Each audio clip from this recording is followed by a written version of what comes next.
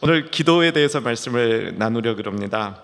제가 이제 뉴저지에서 오는데 교회에서 배려를 많이 해주셔서 목사님 두 분이 저를 이렇게 라이드 해주려 뉴저지까지 오셨습니다. 그래서 같이 차를 타고 오는데 운전을 하시는 목사님이 이렇게 가만 보니까 한국말이 조금 서툴러요. 그래서 저분은 좀 이세권인가 보다 생각을 했는데 배형민 목사님 아시죠? 예.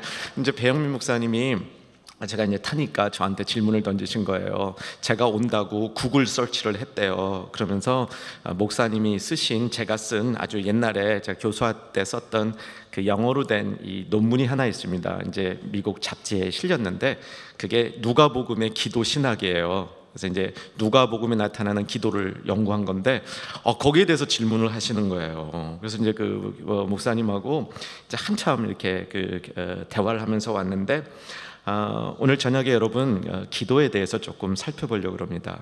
그런데 성경 중에서 기도에 대해서 연구를 하려면 예수님에 대해서 쓴 복음서 중에서는 누가복음을 보셔야 됩니다. 누가복음에 보면 기도에 대한 가르침이 참 많이 있습니다. 애석하게도 오늘은 그것은 다루지 않습니다. 그런데 이제 그러면 이제 복음서는 누가복음을 중심으로 살펴보시면 되고요. 바울 서신에 가도 기도에 대한 얘기가 많이 나옵니다. 이제 바울이 그 서신을 시작할 때 늘 인사를 하거든요. 감사의 인사를 하는데 그때 보면 기도했노라라는 말이 어김없이 나옵니다. 그러니까 바울은 그 기도를 통해서 떨어져 있는 사람들하고 계속 사귐을 갖고 떨어져 있는 성도님들하고 기도를 통해서 연결하는 그런 그 경험을 하고 있었던 것이죠. 여러분들의 기도 가운데 그런 역사가 일어나기를 주님의 이름으로 축복합니다. 그래서 바울의 이 서신 중에서 몇 개의 서신 가운데는 그냥 기도했다고만 쓰는 것이 아니라 기도의 내용이 담겨 있습니다.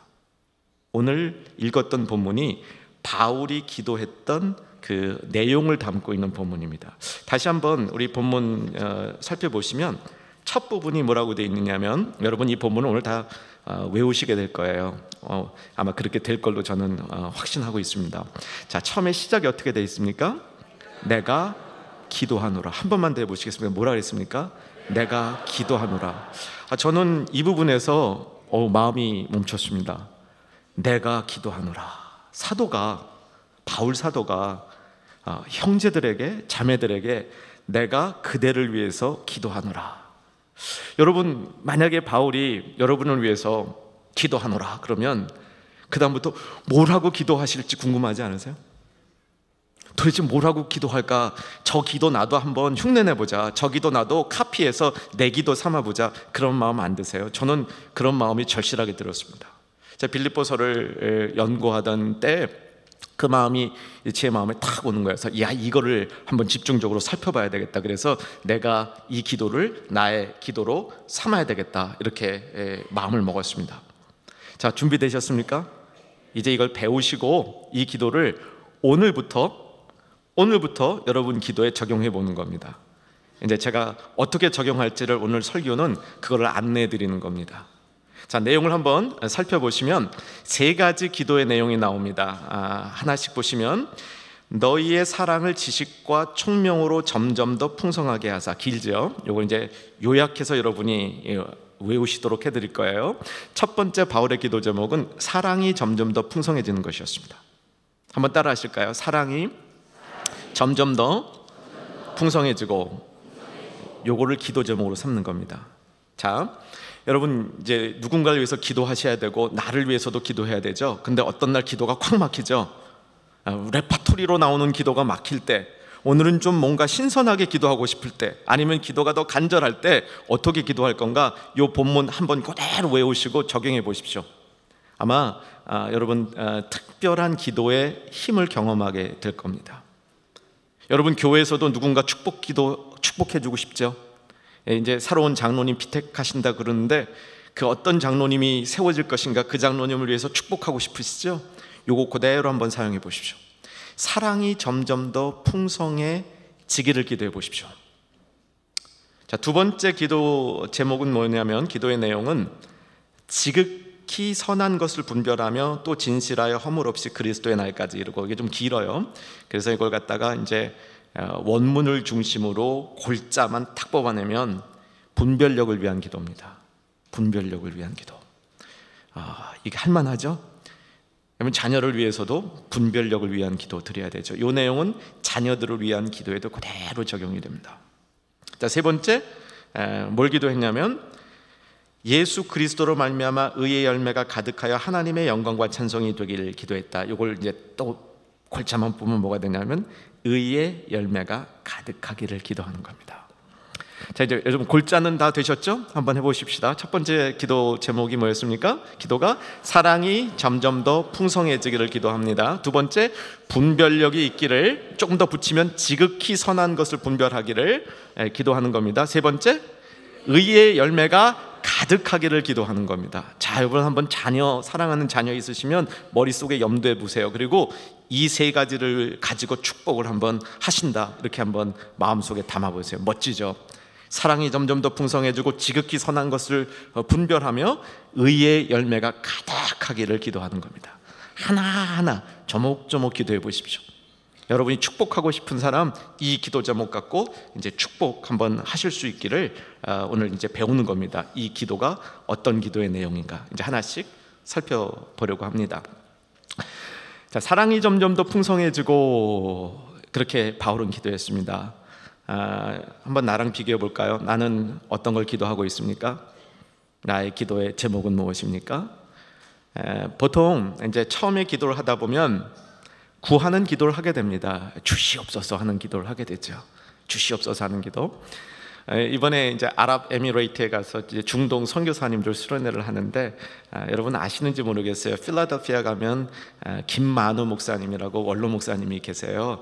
이제 그분이 오셔서 선교사님들에게 이제 한국식 기도, 옛 어른이 기도하시는데 그런 기도를 그렇게 얘기하시더라고요. 이제 외국 사람들에게 기도를 가르치는데 이제 한국 어른 목사님이 하는 기도를 따라한대요. 근데 기도할 때 보면 어떤 때는 앞으로 흔들고 어떨 땐 옆으로 흔들고 그러죠. 그러니까 이제 그 외국 청년이 그 목사님, 이 앞으로 가는 것과 옆으로 가는 거는 어떻게 다릅니까?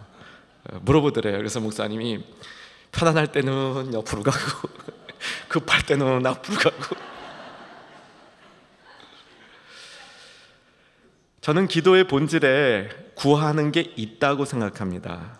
구하는 게 없지 않다고 생각합니다. 나의 필요를 구할 수 있다고 생각하고요.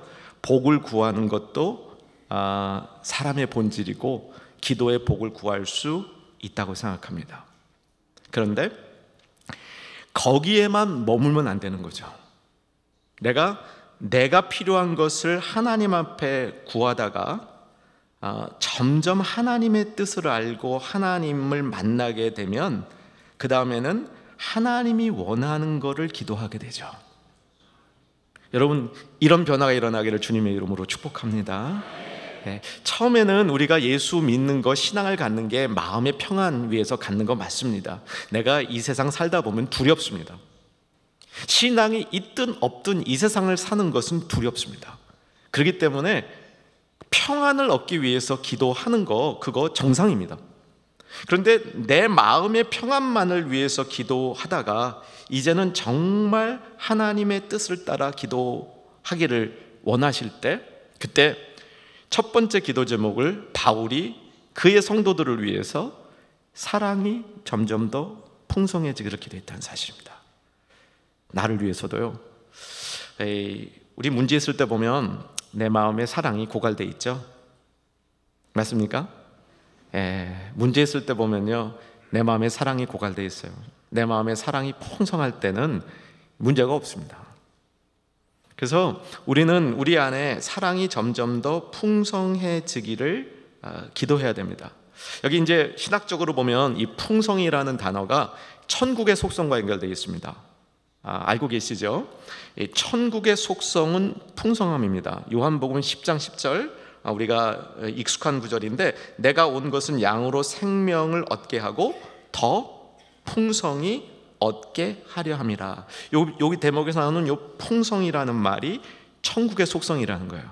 그래서 생명을 얻고 더 풍성히 얻는다는 게 뭐냐면 그 생명을 가지고 천국의 은혜, 천국의 속성을 충분히 누린다. 이게 더 풍성히 얻게 한다, 그 말입니다. 그래서 이 풍성이란 말은 이 천국의 속성입니다. 그러니까 사랑이 점점 더 풍성해진다, 이 말은 그냥 사랑이 점점 더 조금 더 많아진다, 이게 아니고요. 하나님 나라의 그 사랑이 나에게 가득해지는 걸 의미합니다. 하나님 나라의 사랑은 고갈되지 않습니다. 인간의 거는 쓰면 없어질 것 같아요. 그래서 아끼고 싶죠. 근데 하나님 나라의 것은 써도 안 없어집니다. 여러분 이런 생각해 보셨어요? 이 천국 가면 굉장히 좋은 게 많다 그러죠. 하여간 계속 좋은 게 온다 그러는데 여러분 경험해 보셨잖아요. 조금 좋은 거 가지면 그때는 좋은데 몇 년 지나도 계속 좋은가요? 이 세상 건 안 그래요. 먹을 거 좋은 음식이 있어도요, 먹고 배부르면 그 다음부터는 그 음식이 맛있어지지 않습니다. 근데 천국 가면 어떻게 그게 늘 그럴까요? 새로울까? 여러분 그거 한번 묵상해 보세요. 이 천국 가면 어떻게 해서 이게 풍성할까? 이거요, 저는 이렇게 결론을 내렸습니다. 제 묵상의 결론은 뭐냐면, 천국 가면 순간순간마다 하나님이 우리의 desire, 우리의 욕구를 refresh, 새롭게 해주세요. 그러니까 지금 맛있는 거 먹었잖아요. 그럼 이제 배부르면 안 맛있는데 천국 가면 또 맛있어. 이렇게 적용이 됩니다. 천국 가면 제일 많이 하는 일이 뭐냐면 예배라 그래요. 이 요한계시록을 중심으로 그렇게 해석을 합니다. 천국 가면 예배를 많이 한대요. 제가 이 얘기했더니 이세 가까운 젊은 집사님이 목사님 저는 천국 꼭 가야 되는지 한번 생각해 봐야 되겠다고 그러더라고요. 이거 일주일에 한 번 예배 드리는 것도 그런데 이거 어떻게 매일 천국 가서 좋은 일을 많을 줄 알았는데, 근데 그게 아니에요. 예배를 한 번 드리고 우리가 예배 가운데 은혜로 충만함을 입죠. 그러면 이 세상에서는 그 충만함이 갈 때까지는 이 새로운 충만함이 못 들어옵니다. 그리고 그 충만함이 있는 동안은 사모를 안 해요. 우리가 문제가 뭐냐면 충만함이 있는 줄 알았는데 어느 상황에 충만함이 빠져나갔어. 근데 난 있는 줄 알아. 착각하는 거예요. 그러다 신앙이 미끄러지는 거거든요. 근데 천국은 한 번 은혜를 맛보면 그 다음에 또 은혜를 맛볼 수 있도록 우리의 마음이 리프레시 되는 겁니다. 이 개념을 이해하셔야 천국의 풍성함을 이해할 수 있습니다. 사랑이 점점 더 풍성해지기를 주님의 이름으로 축복합니다. 이것이 여러분의 기도가 되기를 주님의 이름으로 축복합니다. 사랑이 점점 더 풍성해져야 됩니다. 자, 그런데 사도 바울은 어떻게 사랑이 풍성해질 건가를 아주 구체적으로 본문에서 다 가르쳐줘요. 그러니까 여러분은 사랑이 풍성해질 것만 이제 그거는 까먹지 말고 기도하시고, 그 다음은 옵션입니다. 그 다음은 여러분이 생각나시면 하시고 안 하시면 괜찮아요. 이 사랑이 점점 더 풍성해지신 건 꼭 붙들어야 되고, 그 다음 건 여러분이 옵션으로 붙들으셔야 됩니다. 자, 본문 다시 보시면 내가 기도하노라, 그 다음 여러분 첫 번째 기도 제목만 같이 읽어주십시오. 시작. 너희의 사랑을 지식과 총명으로 점점 더 풍성하게 하사. 자, 우리의 사랑을 풍성하게 만드는 방법이 뭐입니까? 지식과 총명으로. 지식과 총명으로. 이 방법까지 아주 상세히 설명해 줍니다. 여기 지식은 뭐겠습니까? 하나님에 관한 지식이죠. 여러분, 하나님에 관한 지식 가운데 제일 중요한 지식이 뭐라고 생각하십니까? 여러분이 생각하는 내가 하나님에 대한 지식 가운데, 여러분 교회 오래 다니신 분 많으시죠? 40년, 50년, 60년. 자, 내가 하나님에 대해서 알고 있는 지식 가운데 가장 중요한 지식은 뭘까요? 어떤 지식이 사랑을 점점 더 풍성하게 만들까요?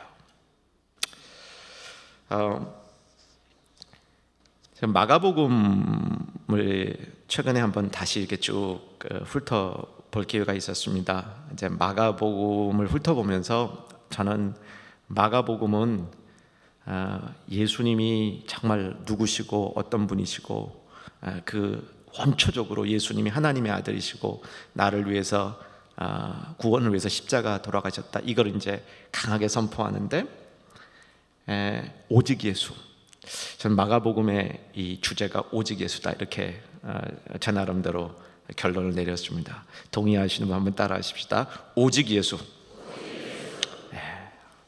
마가는 오직 예수를 설명하기 위해서 복음서를 쫙 써내려가는데, 그 중에 기적에 관한 부분이 있습니다. 기적에 관한 부분.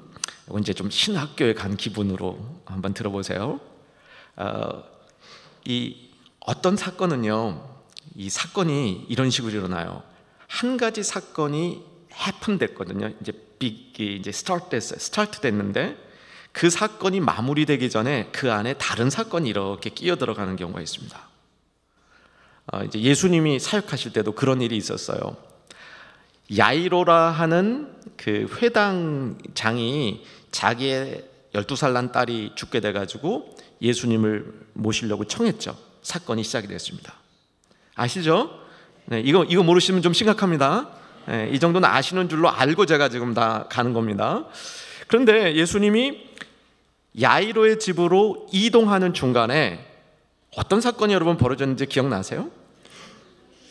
혈루병을 12년 동안 앓고 있던 여인이, 예수님이 이렇게 지나가는 사이에 사람이 많아서 막 이렇게 밀리는 그 중에 나타나서 예수님의 이 뒤로 가가지고 이 옷자락을 만진 거죠. 마태는 그걸 좀 더 정확하게 기술을 해가지고 옷 밑에 이렇게 이제 테슬처럼 떨어진 그걸 살짝 만졌다.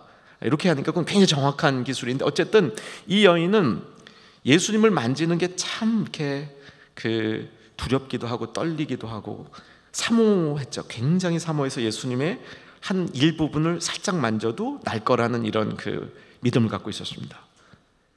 그래서 결과는 낫죠. 그리고 그 다음 사건이 또 연결되죠. 그래서 야이로의 집에 가니까 야이로의 딸이 죽었어요. 예수님이 죽지 않았다 그러면서 살리셨잖아요. 그때 이제 달리다쿰, 거기서 나오는 말입니다. 소녀에 일어나라 달리다쿰. 어떤 사람들은 딸애가 공부 안 하고 좋을 때 맨날 가서 공부 안 하고 좋으니까 달리다쿰 그러는데, 그게 이제 죽었던 사람을 살리는 거예요. 근데 요거를 뭐라 그러냐면 샌드위치 구조라 그래요. 샌드위치. 그러니까 한 사건이 시작이 되고 그 사건이 마무리되기 전에 다른 사건이 그 안에 이렇게 겹쳐져 있는 거예요. 이걸 이제 샌드위치 빵 사이에 먹을 게 들어가는 거예요. 중간에 이제 좋은 이제 영양가 있는 게 들어간 거예요. 이걸 왜 샌드위치라고 그러냐면, 이렇게 사건들이 있는 걸 보면은 처음에 시작했다가 끝나는 사건보다 가운데 있는 사건이 더 중요하다는 거예요. 그렇게 중요한 걸로 영적으로 보인다는 거예요. 여러분 이해되셨어요? 예, 여기까지 이해되셨어요? 아주 이제 잘 따라오고 계십니다. 자, 그러면 한번 생각을 해보세요. 12년 된 12살 난 딸이 죽었다가 사는 것하고, 그것도 믿음 사건이고요. 그 다음에 가운데 끼어있는 12의 혈루병을 앓던 여인이 낳은 사건도 믿음 사건입니다. 다 예수님이 믿음을 보고 낳게 해주신 거거든요. 근데 가만히 생각해 보세요.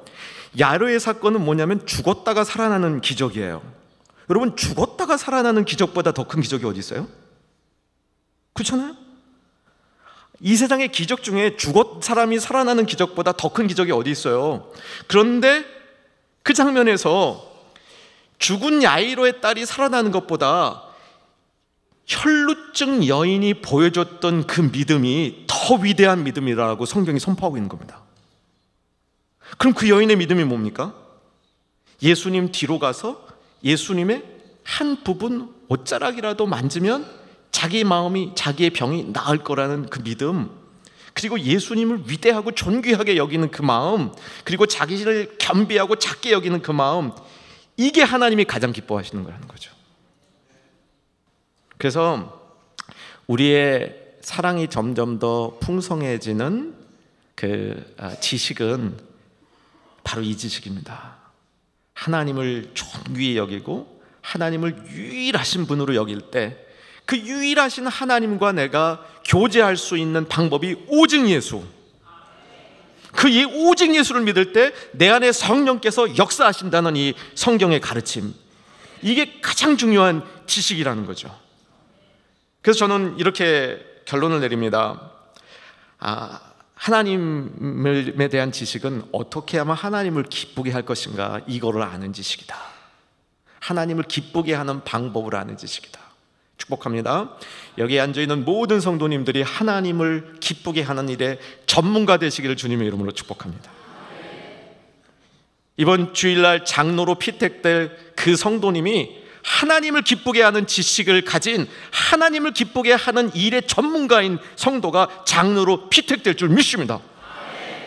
그래서 여러분 그렇게 판단하세요. 저분이 정말 하나님을 기쁘게 하는 방법을 아는가?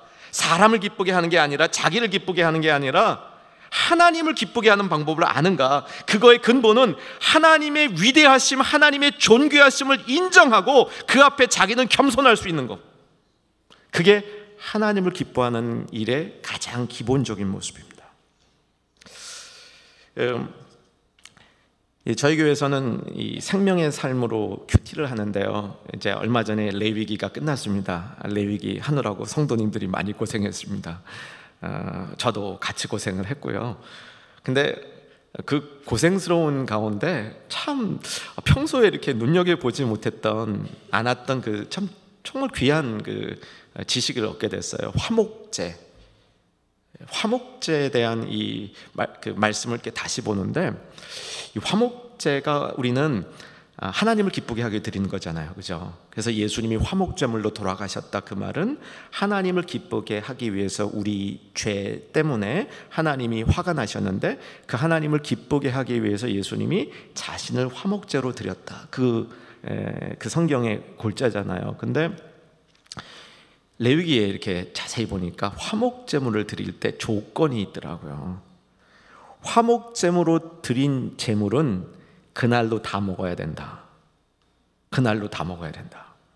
이게 뭐냐면 이웃이 필요하다는 거예요. 자기 혼자 다 못 먹어요. 제가 전도사 때 참 고지식했습니다. 목사님, 제가 토론토에서 공부했다고 말씀해 주셨는데, 이제 토론토에 올라가서 이제 공부를 마치고 이제 빨리 학위 과정 이제 코र्स북만 마치고, 캐나다가 좀 불편하더라고요. 그래서 다시 이제 미국으로 내려오는데, 전도사로 교회를 봉사했다고 이 성가대에서 이제 찬양을 열심히 하시던 권사님 한 분이 저한테 그 당시에 200불을 주셨어요. 그러면서 전도사님, 가시다가 햄버거 사드세요. 저는 그 돈으로 햄버거만 먹어야 되는 줄 알고 그 돈으로 햄버거 먹더라고. 얼마나 고생인지 아세요, 여러분? 근데 화목제물을 드리고, 뭐 소를 드리면 굉장하죠. 뭐 양을 드려도 그렇고, 이게 그날로 다 먹어야 돼요. 이게 하나님 룰이에요. 그날로 다 먹어야 돼요. 그러니까 이건 뭐냐면 이웃이 도와주지 않으면 못 먹는 겁니다. 그래서 화목제물 가운데는 이웃과 함께하라는 뜻이 있더라고요. 하나님을 내가 기쁘게 하려면 이웃과 함께하라는 뜻이 그 안에 담겨 있더라고요. 그래서 화목제 생각하실 때 그날로 다 먹어야 되는구나, 꼭 기억하시기를 바랍니다. 그날로 다 먹으려면 잔치를 벌여야 됩니다. 이웃이 안아주면 큰일 나요. 이웃이 없으면 그 제사를 드릴 수가 없는 겁니다. 하나님이 그렇게 구조를 만드셨어요. 하나님 기쁘게 하는 일은 이웃과 나눠줘야 된다는 것이죠. 자, 두 번째, 지식과 뭐로 사랑이 좀 더 풍성해집니까? 지식과 총명으로. 이제 여러분 거의 하나 다 외우셨어요, 그렇죠? 내가 기도하노라 너희의 사랑을 지식과 총명으로 점점 더 풍성하게 되기를 기도하노라. 이게 바울의 그 전체 기도문입니다. 이 총명이란 말이요, 이게 참 우리가 사모해야 될 말입니다. 저희 교회 젊은 부부가 이 애를 낳아서 유아세를 받았어요. 그래서 이제 몇 년 전에 받았는데 이름이 뭐예요? 애 이름이 뭡니까? 그랬더니 총총이래요. 그래서 참 제목 이름이도 이렇게 재밌게 졌다 그랬어요. 그래서 그 총총이 그냥 알았는데, 둘째를 낳아서 또 이제 몇 년, 2년 뒤에 둘째를 낳아가지고 유아세를 받으러 왔어요. 그래서 얘는 이름이 뭐냐고 그랬더니 총총이래요. 그래서 아니 위도 총총인데 왜 얘도 총총이라 했더니 이건 그냥 부르는 말이래요. 은총과 총명, 그래서 총총이래요. 은총과 총명. 이 총명이란 말이 참 좋은 말입니다. 이 총명이라는 말을 좀 잘 사모하셔야 되는데, 저희 교회는 이제 중국 선교를 열심히 하려고 합니다. 그런데 여러분은 중국 선교를 하는 게 아니라 중국 교회를 가지고 계시더라고요. 제가 아주 기가 팍 죽었습니다. 그래서 제가 그 얘기를 우리 목사님한테 듣는 순간 축복했습니다. 정말 이 사역이 복된 사역이다. 이 사역이 정말 이 시대 이 지역에서 꼭 해야 될 사역이다 라는, 저희는 하고 싶어도 못합니다. 주변에 중국 분들이 많지 않고 또 교회의 어떤 이런 그 비전과 정서가 그렇게 열려있지 못한 것 같아요. 그래서 여러분들이 그런 사역한다는 것이 정말 마음에 너무 좋았습니다. 근데 이제 저희는 이제 가서 해요. 중국에 매년 이제 가는데, 저는 굉장히 오래됐습니다. 매년 가는 게. 그래서 뭐 이번에도 갔다 왔고요. 근데 저희는 이제 중국 중에서 서북이라고 그래가지고 가장 거기가 이제 열악한 지역입니다. 소수 민족도 많고요. 거기는 이제 중국 사람처럼 안 생긴 사람들도 많고, 신앙적으로도 거기는 무슬림들 대부분이고, 라마 불교라고, 불교 중에서도 이게 무슨 무당 같은 불교 있어요. 라마 불교라고. 근데 그거 믿는 사람들이 이제 그 지역에 있는데, 이제 거기 선교하려고 이제 처음으로 이제 문을 두드리던 때였습니다. 그래서 중국인 교회 이렇게 사귀어가지고 같이 동역하려고, 그 중국인 교회에 목사님이 이 조선족이세요. 그래서 이제 같이 한번 사역을 하려고 갔는데, 그때만 해도, 지금은 중국이 많이 열렸습니다. 여러분 이제 이 중국 교회 키워놓으면요, 큰일 날 겁니다. 중국이 지금 보통 열린 게 아닙니다. 지난 5년 사이에 중국이 열리는 역사는 눈부시게 열리고 있습니다. 5년 전에는 상상도 못하던 이들이 지금은 그냥 일상이 된 그런 게 중국 그 교회의 모습입니다. 한 5년도 더 된 것 같아요. 이제 중국에 란주라는 지역이 있습니다. 약간 이제 서북 그렇게 가는 기지인데, 이제 거기 갔는데, 그때는 이제 교회 방문도 어려웠어요. 그래서 평일날 저녁에 교회 식구들을 식당으로 모셔서 같이 밥 먹으면서 교제하는 게 전부였는데, 거기 이제 젊은 부부들이 많았습니다. 이제 중국 젊은 부부들이 많았는데, 저희 이제 팀 중에 한 분이 간증을 하는 시간을 가졌어요. 그래서 이제 젊은이들에게 좋은 그 신앙을 얘기해 달라, 그런 시간이었는데, 제 마음속에 권사님 한 분을 마음속에 뒀습니다. 참 좋으신 분이세요. 70이 넘으셨는데 약사세요. 그리고 교회 굉장히 헌신적이고, 남편은 장로님이세요. 남편 장로님도 약사세요. 약사 부부. 한국에서 같은 학교를 나왔어요. 남편이 1년 선배예요. 그래서 그 당시에 캠퍼스에 이렇게 막 알려진 그런 이 닭살 혹은 뭐 인고, 뭐 어떻게 생각하시는 이제 그런 이제 부부세요.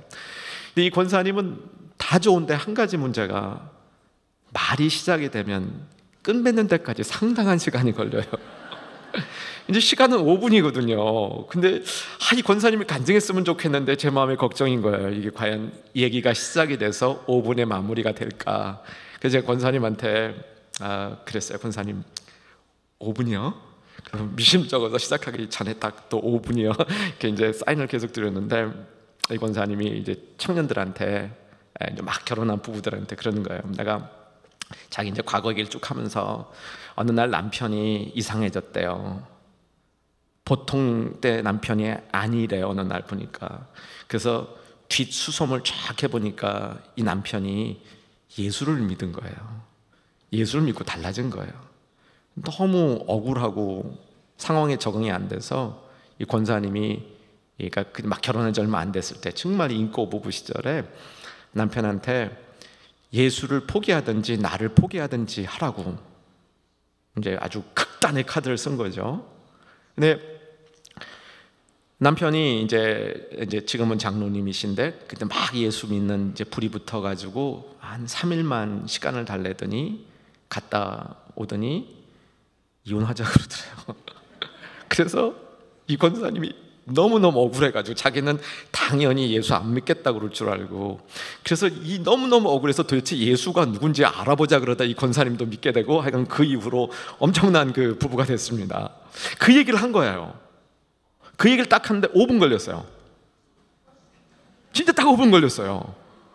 그래가지고 너무 신기해갖고 제가 권사님한테, 권사님 오늘 너무 잘하셨습니다 그랬더니 그 권사님 뭐라 하는지 아세요? 목사님 제가요 이 사람들을 사랑하잖아요 그러는 거예요. 그래서 어떻게 지금 처음 본 사람들을 사랑합니까 그랬더니 아니 목사님이 1년 전부터 이 사람들 만나기 전에 기도하라 그랬잖아요. 전 매일 기도했어요 그러는 거예요. 근데 그때 이 말씀이 딱 떠오르는 거예요. 총명으로 사랑이 점점 더 풍성해지고, 총명과 사랑이 있는데 여기 본문에 나온 이제 이게 중요한 부분입니다. 이 총명이라는 뜻은 무엇이냐면 원어로 보면 이 총명은 상황에 적절한 말과 행동이에요. 그게 총명입니다. 여러분 사랑이 점점 더 풍성해지면 우리에게 총명이 생깁니다. 우리가 총명을 구할 때 사랑이 점점 더 풍성해. 이게 연관관계에 있습니다. 그러니까 사랑하면 총명해져요. 총명해지면 상황에 적절한 말과 행동을 합니다. 여러분 본의 아니게 참 좋은 사람인데 상황에 맞지 않는 말과 행동만 계속하는 분 있죠? 옆에 계세요 혹시? 그 총명이요 정말 필요합니다. 남은 아파 죽겠는데 위로받아야 될 시간에 위로해 줄 시간에 책망을 하고, 책망할 시간에 위로하고, 그럼 안 되잖아요. 이 총명은 상황에 맞는 말과 행동을 하는 겁니다. 그럴 때 사랑이 점점 풍성해집니다. 사랑하는 여러분 축복합니다. 지식과 총명으로 여러분의 사랑이 점점 더 풍성해지기를 주님의 이름으로 축원합니다. 여러분이 어떤 사람을 위하여 사랑이 풍성해지기를 계속 기도하십시오. 어떤 분을 위하여 축복하고 어떤 정말 낙심한 분, 주변에 기도해 줘야 될 분, 여러분 자녀 위해서 뭘 기도하겠어요? 얘들 성공하기 위해서. 그거보다 사랑이 점점 더 풍성해지기를 기도하십시오. 성경해봐야 문제 또 옵니다. 사랑이 풍성하지 않으면 그 문제를 이길 수가 없어요. 사랑이 풍성해지기를 기도할 때 인생의 많은 문제들이 풀립니다. 여러분 이 기도 익히시기를 주님의 이름으로 권면합니다. 자 이제 여러분 테스트합니다. 테스트예요. 이 정도 시간이 지났는데 두 번째 기도 제목을, 바울의 기도 내용을 기억하고 있을까? 뭡니까? 지극히 선한 것을 분별하며, 분별력을 위한 기도예요. 근데 분별력을 위한 기도인데 뭘 분별하냐면 지극히 선한 것을 분별하며. 여러분 이 시대는요 지식이 넘치는 시대입니다. 지식이 모자라서 문제되는 경우는 거의 없습니다. 지식은 클릭만 하면 나옵니다. 요즘에는 뭐 이제 많은 분들이 아예 대화하면서도 이렇게 구글하죠. 아마 저기 퀸즈 장로교회는 설교 들으면서 구글하시는 분은 없는 것 같아요. 근데 이제 어떤 교회는요, 목사님이 설교하다 자기가 모르는 거 나오면 거기서 구글해요. 설교 중에 실시간으로 막 검색하고 그래요. 근데 하여간 요즘은 그 손안에 거의 이 지식이란 지식은 다 들어와 있습니다. 문제는 지식이 없어서 문제가 아니라 그 지식을 어떻게 쓸 줄 몰라서 문제죠. 그래서 이 시대는 더욱더 분별력이 필요한 시대입니다. 그러니까 지극히 선한 것을 분별할 수 있도록 기도해야 됩니다. 지극히 선한 것을 이제 분별하면 그 다음에 뒤에 따라오는 그 구절이 더 있었습니다. 뭐라고 되어 있냐면 진실하여 허물 없이 그리스도의 날까지 이르고, 요건 이제 따라오는 거예요. 그래서 지극히 선한 것을 분별되면 진실하여 허물 없이 그리스도의 날까지 이르게 됩니다. 이 시대는 저는 진실로 승부하는 시대라고 믿습니다. 특별히 이 시대의 교회는 진실로 이 세상 앞에 승부해야 됩니다. 뭐로 승부하겠습니까? 한때는요 우리 한국 교회가 갑자기 이렇게 교세가 크고 부유해지면서 가진 것으로 세상에 보이려고 그랬습니다.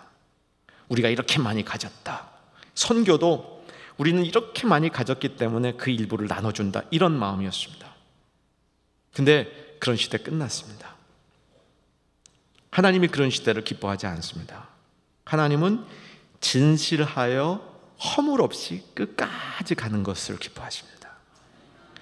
저는 이 교회에 나이 든 어르신들이 많은 걸 참 좋다고 생각합니다. 근데 조건이 있어요. 그분들의 신앙이 진실화에 허물 없이 끝까지 가는 신앙이 됩니다. 젊어서 한때는 괜찮았는데 나이 들면서 그때 내가 교회에 봉사한 거 그거 좀 이렇게 그냥 그때 내가 했는데 야 내가 너희 때는 뭐 그런 게 아니고 진실화에 허물 없이 끝까지 가는 신앙이 가장 이 시대가 보고 싶어하는 신앙입니다. 자 보세요.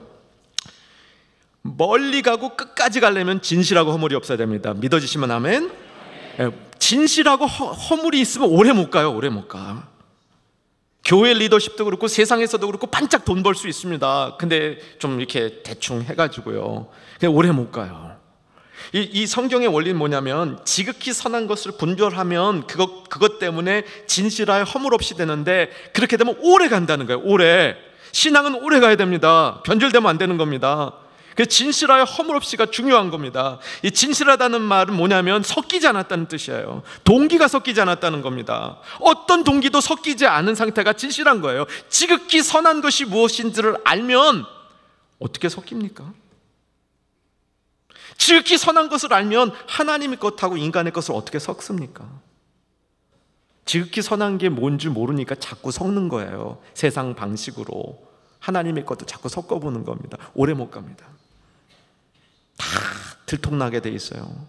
그리스도의 날까지 이룰 수가 없습니다. 그리스도의 날까지 이르지 못하면 그거 뭐예요? 헛거죠. 저는 1961년생입니다. 이제 다 공개하고 첫날부터 1961년생이고요. 근데 이제 만 55세잖아요. 이렇게 젊은 나이죠, 아직 젊은 나이인데 올해 들어서 부쩍 저한테 변화가 많이 일어나요. 이렇게 뭐 약간 기력도 좀 떨어지는 것 같고 그래서 교회 목회할 때도 전에는 거뜬히 해내던 일을 요즘은 조금 힘들고 뭐 그런 현상도 일어나는데 그러면서 또 하나 이렇게 변화된 걸 제가 스스로를 관찰해 보니까 할아버지 생각이 이렇게 많이 나요. 저의 그 할아버지, 친할아버지죠. 그래서 올 초에 저희 사촌 누님께서 친할아버지 사진을 주셨어요. 그러니까 사촌 누님이니까 그 누님한테도 할아버지고 저한테도 할아버지잖아요, 그죠? 근데 그 할아버지 사진을 주셔가지고 그 사진을 제가 이렇게 집에다가 걸어놨는데 요즘에 그 옆에 앉아 있는 걸 굉장히 좋아합니다. 그래서 책상도 아예 옮겼어요, 그 옆으로. 근데 그때쯤 이렇게 생각해 보니까 모습을 보니까 그 할아버지 이 나이가 지금 제 나이 정도 돼 보여요. 그러니까 이제 그 액자 속에 있는 할아버지 얼굴하고 저 모습하고 비슷한 것 같아요. 그래서 근데 참 좋아요. 할아버지 이렇게 보면 할아버지 손주가 할아버지 너무 좋은 것 같아요. 손주 볼 때가 돼서 그렇지. 근데 저는 아직 손주가 없습니다. 근데 지금은 이제 그건 친할아버지가 아니라 외할아버지 말씀을 좀 드리려고 그래요. 저희 외할아버지는 제가 기억하고 있는 한 가장 행복한 이 세상에서의 마지막 호흡을 쉬신 분 같아요. 외할아버지가 함경도 분이세요. 함경도에서 이제 좀 약간 자수성가하신 분인데 이제 평양에 있는 좀 괜찮은 집 딸하고 결혼했습니다. 그 딸이 저희 이제 외할머니가 되는 거죠.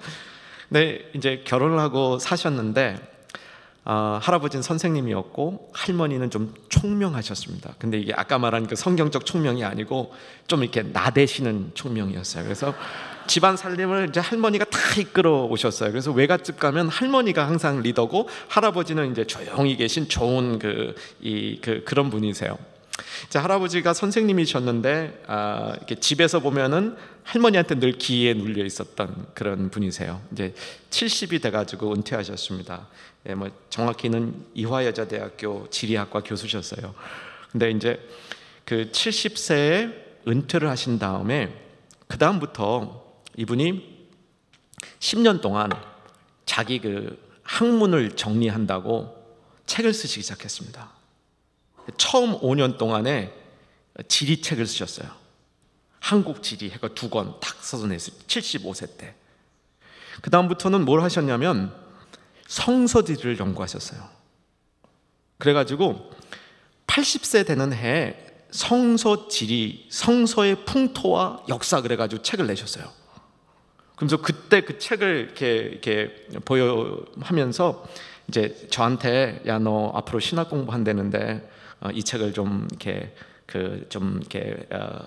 잘 보고 네가 나중에 업그레이드를 해라. 이제 그렇게 유산으로 주셨는데, 근데 이 외할아버님이 80세가 된부터 뭐에 도전하셨냐면 이 평신도, 그것도 이제 은퇴하기 전까지는 할머니 등살에 밀려서 교회를 다니시던 분이 80세가 돼가지고 성경을 연구하시기 시작했잖아요. 앞에 이제 지리하시다가 그걸 중심으로 평신도로서 전체 성경의 주석을 쓰시겠다고 그래서 쓰셨어요. 아무도 안 봐요. 저도 안 봐요. 그냥 그 기념으로 갖고 있어요. 자녀들만, 자손들만 그 기념으로 갖고 있어요. 근데 90세가 되은 봄날 그 원고를 탈고하고 출판사에 그 원고를 출판을 맡기고 돌아오는 길에 이북에서 일사후퇴 때 내려오실 때 도움을 줬던 평생 이제 친구 한 10살 아래인 그런 이제 옛 군인이었죠. 군인 도움을 받은 그분하고 매월 한 달에 한 번씩 만나서 점심 먹고 커피 마시는 게 그게 한 달 일과 중에 하나였거든요. 그날 그분 만나서 커피 식사하시고 커피 마시고 3월 봄날 집에 들어오시는 벤치에 햇빛 이렇게 앉아서 주님 품에 가셨어요. 얼마나 행복해요, 그죠? 그 평생 하고 싶었던 일 20년 동안 70에서 90세까지, 여기 90 넘으신 분 많지 않으시죠? 아직 다 젊으신 겁니다. 근데 그때까지 그 20년 동안 하고 싶은 일을 쭉 다 하시고 그 소명이 딱 끝날 때 그냥 아버지 품에 가신 거예요. 그래서 저는요, 야, 이게 진실하여 허물 없이 그리스도 날까지 이르는 거구나. 그 할아버지가요 좀 묵뚝뚝하시고 함경도 아바이셨거든요. 그런데 진짜 진실하셨어요. 진짜 성실하게 사셨어요. 저한테도 만나면 진실해야 된다는 얘기를 늘 하셨습니다. 그래서 이 진실하여 허물 없이 그리스도의 날까지 이르려면 그 선결 조건이 뭡니까? 지극히 선한 것이 뭔지를 알아야 됩니다. 거기에 자기 삶이 드려져야 됩니다. 지극히 선한 것에 자기 삶이 드려질 때 진실하여 허물 없는 삶을 살 수 있게 되는 거죠. 여러분, 이 축복 가지고 기도하시기를 주님의 이름으로 권면합니다. 여러분, 이 기도 제목 붙들고 주 앞에 나가셔서 진실하여 허물 없이 그리스도의 날까지 이르기 위해서 지극히 선한 것을 분별하게 하도록, 특별히 여러분 자녀 위해서 이 기도 꼭 하시기를 바랍니다. 자, 세 번째로 갑니다. 세 번째 뭐였습니까? 의의 열매가 가득하기를. 너무 제 마음이 이제 든든합니다. 여러분 다 이제 붙으신 것 같아요. 의의 열매가 가득하기를 기도하는 거죠. 자, 의의 열매라는 걸 이제 좀 살펴봅니다. 우리 성경에 굉장히 중요한 핵심이죠. 핵심. 의는 요약하면, 의가 뭐냐? 학문적으로 요약하면 의는 하나님의 기준이며 성품입니다. 그러니까 의 그러면 기준, 하나님의 성품. 하나님은 의롭다? 의는 하나님의 기준이다. 그래서 이것이 우리의 신앙의 구원 문제를 정리하는 데 키워드입니다. 자, 바울은 로마서 3장, 4장, 5장 거의 이 문제를 다루고 있습니다. 칭의라는 것을 다루면서 의가 뭐냐 이 문제를 다루고 있는데 복잡하게 안 할 거예요. 여러분 대부분 이해하실 수 있게 말씀드릴 건데, 의는 뭐냐면 하나님 나라에 들어가는 기준입니다. 하나님과 교제할 수 있는 기준입니다. 하나님의 임재에 같이 함께 할 수 있는 기준이 의예요. 이해되셨습니까? 이거는 제 얘기가 아니고 성경의 얘기입니다. 그래서 사도 바울은 로마서 3장 그 복잡한 장에서 뭘 얘기하고 있는 거냐면, 율법에 하나님의 의가 담겨 있다. 그런데 예수 그리스도 복음 안에는 하나님의 의가 나타났다. 그러니까 율법은 담겨 있기 때문에 알아도 써먹을 수가 없는 거예요. 그래서 율법으로 구원 못 받는다 얘기한 겁니다. 그런데 하나님이 새로운 한 의를 보여주셨는데 그게 예수 그리스도의 복음이라는 거예요. 자, 그러니까 이제 중요한 문제 다룹니다. 제가 저희 교회에서는 잘 안 해요. 근데 집회 가면 가끔 합니다. 근데 여러분, 하나님 나라 가셔서 심판 받잖아요, 그죠? 심판 다 받습니다. 누구나 이게 하나님 앞에 심판 받을 때 하나님이 뭐 물어보시는지 분명히 아셔야 됩니다. 하나님 뭐 물어보시겠어요? 너 교회 봉사 몇 년 했냐? 너 퀸즈 교회 멤버니 아니냐? 뭐 그런 거 물어보실 것 같으세요? 아닌 거 아시죠? 그럼 뭘 물어보시겠습니까? 의가 있느냐 너. 지금 내 나라에 들어올 의가 있느냐, 기준, 하나님의 기준, 하나님의 기준에 맞느냐 안 맞느냐 그거 물어보셔요. 이건 틀림없는 얘기입니다. 물론 좀 꼬아서 물어볼 수 있습니다. 너 의가 있느냐라는 말을 좀 바꿔, 이게 그러니까 여러분 응용 문제까지 잘 풀 수 있어야 돼. 근데 결론은 그거예요. 네가 내 나라에 들어올 의가 있느냐 없느냐 그거 물어보십니다. 그럼 여러분 뭐라고 답하시겠어요? 있다 없다? 있다. 그죠? 있어요? 예, 여기서 헷갈리면 안 돼요. 이제 뭐 사단도 공격하고 막 그 응용 문제도 나올 수 있어요. 있어요. 근데 그 내가 갖고 있어요? 내 거예요? 벌써부터 좀 헷갈리죠? 자, 이제 제가 잘 정리해 드릴게요. 이 의를 내 안에 내가 스스로 노력해서 가진 의는 모자라요. 그건 100% 모자라요. 그래서 이걸 어떻게 해야 그 의가 있다고 얘기할 수 있습니까? 예수님의 의를 내 거로 가져야 돼요. 이게 가능해진 게 복음입니다. 예수님의 의를 내 것으로 쓸 수 있도록 허락된 게 복음이고요. 그렇게 해주시기 위해서 예수님이 십자가에 달리신 거예요. 그게 화목제물이라는 거예요. 그러니까 예수님의 의를 내가 한번 잠깐 빌려 쓰고 끝나는 게 아닙니다. 그때 필요한 때만 살짝 빌려 쓰고 끝나면 그게 아니고요. 그게 우리들의 문제예요. 우리는 예수님과의 교제를 잠깐 필요할 때 하고 내가 괜찮으면 안 하는 거예요. 이 젊은 사람들 예수님 믿는 거 보면 이렇게 믿어요. 예수님은 경찰과 같다. 멀리 있으면 불안하고 가까이 오면 더 불안하다. 그러니까 예수님이 멀리 있으면 불안해요. 근데 가까이 와서 좀 교제하자면 더 불안해. 적당히 믿는 게 좋아. 적당히, 그죠? 필요할 때만. 근데 예수님의 의를 우리가 쓸 수 있도록 허락된 거는 필요할 때 잠깐 쓰라는 사용권이 아니에요. 그건 뭐냐면 연합권입니다. 그리스도의 신부가 되는 거예요. 그리스도와 부부가 되는 거 연합이에요. 이게 허락된 거예요. 자, 부부지간에 어디까지 나눠 쓰실 수 있습니까? 뭐까지 나눠 쓸 수 있습니까? 자동차 키는 당연히 나눠 쓸 수 있죠. 그죠? 지갑 나눠 쓰실 수 있습니까? 네. 여행하다가 칫솔이 한 개밖에 없어. 나눠 쓰실 수 있습니까? 못습니까? 예수님의 의를 나누는 거는 예수님과 연합된 겁니다. 부부가 된 거예요. 부부. 그래서 부부처럼 편하게 쓰는 거예요. 그리고 항상 써야 되는 겁니다. 그래서 항상 있기 때문에 그 사인으로 열매가 생기는 거예요. 열매는 있다 없다 하면 안 생겨요. 의가, 예수님의 의가 어떤 때는 있고 필요한 때는 빌려 쓰고 거추장스러우면 안 쓰고 그러면 열매 맺을 수가 없고, 열매를 맺는다는 거는 그 의가 내 안에 있기 때문에 예수님과 연합돼 부부가 됐기 때문에 그 결과로 열매가 맺어지는 것입니다. 아멘이시죠? 천국 준비물이 저는 3가지가 있다고 생각합니다. 천국 가실 때 이제 준비물을 이제 3가지를 가지고 있다고 생각하는데, 첫째는 미소를 준비하셔야 됩니다. 미소를. 그래서 평소에 너무 경직되지 마시기를 권면합니다. 가끔 이제 웃으셔야 돼요. 근데 이게 미소가 뭐냐면, 심판대 앞에 딱 서면 예수님이 심판장으로 딱 앉아 계시잖아요.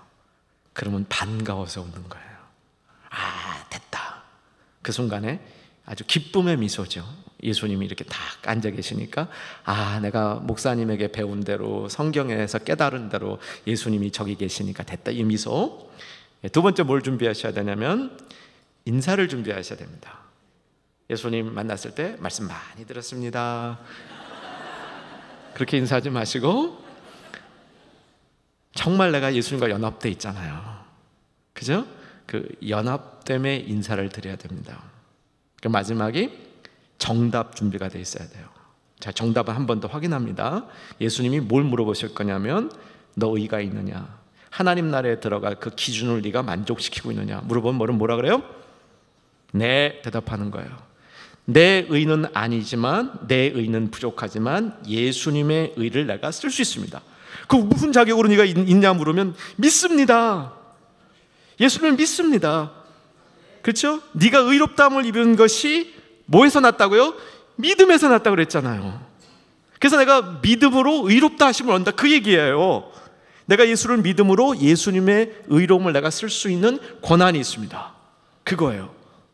그러면 그 다음에 결정적인 답은 뭐냐면 그거 어떻게 증명할 거냐? 의의 열매가 있어야 돼요. 의의 열매가. 그래서 그 의의 열매는 여러분 몫입니다. 에베소서 5장 9절에 보면 빛의 열매, 의의 열매랑 같은 말인데 빛의 열매는 착함과 의로움과 진실함이라. 예수님의 성품입니다. 착함과 의로움과 진실함이라. 그대로 하나님의 성품 그대로 나타나고 있어요. 빛의 열매, 이게 의의 열매이기도 합니다. 제가 이제 뉴저지에 온 지 한 8년 됐습니다. 이제 8년, 아직 좀 안 됐는데 이제 LA에서 10년 이제 이민교회 목회를 하고 이제 뉴저지로 오게 됐는데 LA에서 마지막 집례를 했던 장례식이었는데 평생 안수 집사로 섬기시던 아버님이 소천하셨습니다. 이렇게 가족들이 교회에 다니고 있었는데 믿음이 좋으신 분이었어요. 그래서 그분이 천국 가셨을 거라고 이제 누구나 그렇게 생각을 하는데, 그래도 가족 입장에서는 더 확신이 있잖아요, 그죠? 우리 부모님 돌아가셨을 때 자녀들에게 천국 가셨다는 그 확신을 주고 가면 멋있잖아요, 그렇죠? 근데 이 아버님이 돌아가셨는데 가족들이 이제 저한테 와서 우리 아버님 분명히 천국 가셨습니다. 저도 그 속으로 그렇게 저도 믿고 있어요, 알고 있어요, 이제 그렇게 생각하고 있었는데 그 다음에 이 수첩을 보여주시는 거예요. 보여드릴게요, 제가 사진으로. 보이세요? 저는 멀리 있어 잘 안 보이는데 이게 제가 그 교회에서 한 번 딱 설교한 것 같아, 오래전에요. 근데 이 분이 돌아가시기 전날, 그 날짜가 돌아가시기 전날 날짜예요. 천국 가서 준비할 거, 미소, 인사, 정답, 그 딱 써놓으셨어요. 그 다음 날 돌아가셨어요. 그 자녀들이 보더니 이거 우리 저 아버님 분명히 천국 가셨다고. 여러분, 천국 준비물 중에 가장 확실한 준비물은 의의 열매입니다. 의의 열매를 많이 맺으시는 삶을 사모하십시오. 그 의의 열매는 분명히 내 안에 의가 있다는 거예요. 예수님 계시다는 겁니다. 그때 의의 열매가 나타납니다. 여러분, 그 열매까지를 확인하시는 여러분의 확실한 신앙 되기를 바랍니다. 3가지 기도 제목 분명히 주님 앞에 여러분 기도로 드리시고요. 한번 오늘 이 시간에 같이 한번 기도하는 걸로 기도해 봤으면 좋겠는데, 반주하시는 분 잠깐만 반주해 주시면, 그리고 이 기도 제목 한 번만 가지고 정말 오늘 말씀 통해서 들은 것처럼 여러분 이 기도로 축복하고 싶은 대상들을 마음에 정하십시오. 여러분 자녀 좋습니다. 정말 기도해드리고 싶은 분 좋습니다. 여러분 자신도 좋습니다. 사랑이 점점 더 풍성해지기를, 지극히 선한 것을 분별하기를, 의의 열매가 가득하기를 주님 앞에 한번 마음으로 기도하는 시간 갖기 원합니다.